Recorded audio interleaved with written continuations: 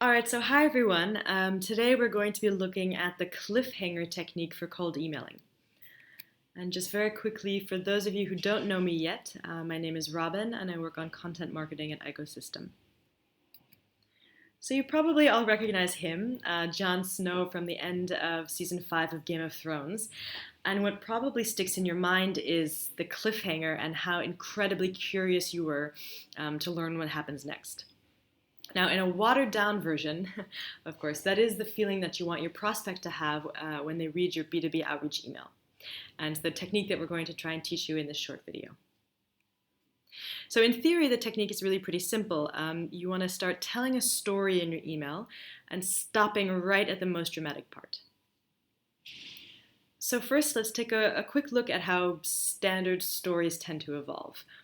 You start with the situation of your protagonists, their ambition, etc. Of course, they have to come up against some kind of resistance, whether internal or external. They struggle with that resistance. There's a drama. Perhaps it looks like they're not going to make it out alive, etc. Then, of course, you have some kind of resolution. They prevail against all odds, and you have the conclusion and the wrap-up of the story. Now, the cliffhanger, obviously, is to stop right at the height of the drama before there's a resolution. Okay, now it's it's more easy, I guess, to create these kind of stories in a adventure setting or a sci-fi setting. In a B2B setting, it can be a bit more challenging.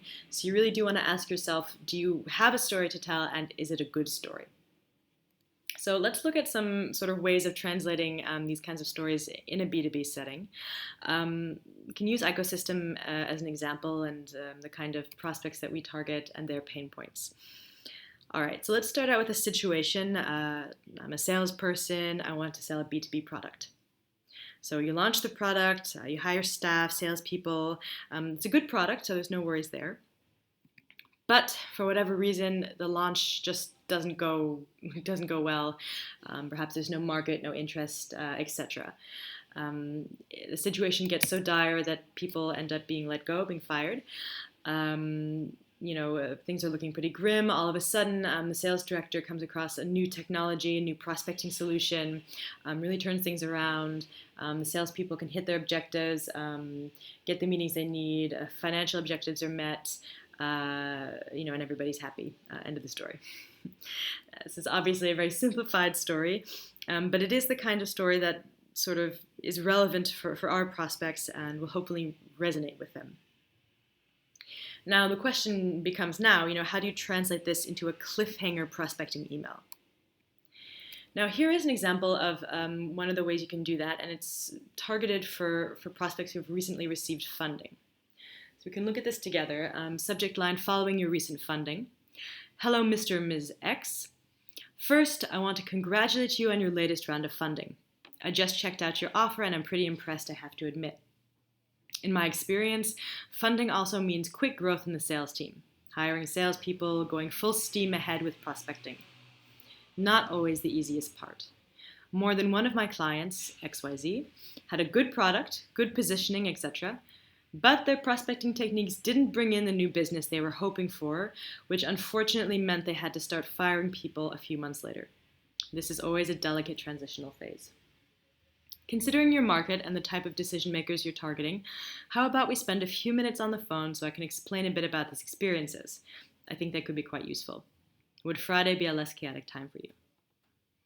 All right, so the first thing you've probably noticed is the little skull and crossbones up there. This is a tricky approach. Again, you do want to make sure that your SDR is nimble and well-trained so that they can, sort of deal with a prospect that responds to an email like this on the phone afterwards. You can make that transition smoothly. All right, so let's just do a very quick analysis of this email.